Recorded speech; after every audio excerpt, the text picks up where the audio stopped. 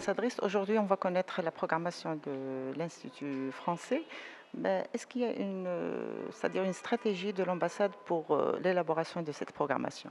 Oui, en fait, bon, bien sûr, on a chaque année une saison culturelle et on propose un certain nombre de choses, mais on veut s'orienter dans plusieurs directions. On veut s'orienter beaucoup plus vers la jeunesse, toucher les publics jeunes. On veut sortir des instituts et proposer des choses qui se passent dans les villes, dans la rue.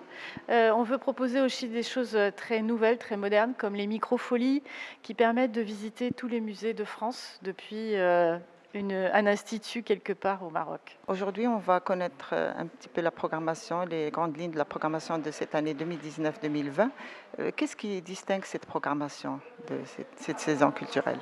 Alors cette saison sera marquée essentiellement par l'innovation, par l'arrivée de nouveaux outils, les outils numériques en particulier. Le Rabat ouvre la danse de l'ouverture des microfolies qui vont permettre la mise en place de musées numériques, également de Fab Labs, c'est-à-dire de lieux de création, de mise à disposition d'espaces virtuels avec la réalité virtuelle à partir euh, des systèmes qui existent aujourd'hui pour pouvoir découvrir des lieux de façon totalement locale. Et donc on aura une présence très forte de spectacles qui sont des spectacles qui font la part belle à l'innovation également, en particulier dans le cadre de la danse, dans le cadre du théâtre, dans le cadre des arts visuels, puisqu'on accueillera des expositions visuelles qui seront très spectaculaires avec l'utilisation du numérique.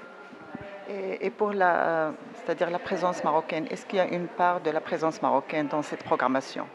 Alors nous avons tout le temps des Marocains qui sont invités, soit transversalement, de façon à pouvoir faire des échanges, effectivement moins médiatisés que des présences sur scène, et puis sur certains spectacles, le spectacle vivant en particulier et la musique très spécialement, nous aurons des artistes marocains qui seront régulièrement invités pour rejoindre les artistes français avec des échanges, avec des fusions, selon les dispositifs que l'on met en place.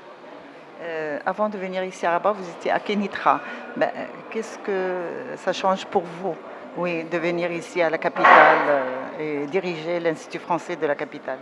Alors d'abord, c'est un très grand honneur qui m'a été fait par Madame l'ambassadrice de me nommer à cette direction de Rabat, tout en conservant la direction de Kenitra, c'est-à-dire que je dirige les deux instituts actuellement avec des équipes qui sont très motivées, qui sont extrêmement impliquées, et c'est évidemment un plaisir de travailler avec des gens qui veulent faire avancer les relations entre la France et le Maroc.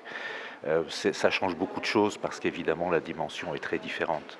Nous avons beaucoup plus de programmation, nous avons des moyens qui sont évidemment beaucoup plus conséquents pour pouvoir créer des projets qui soient des projets de coopération entre la France et le Maroc.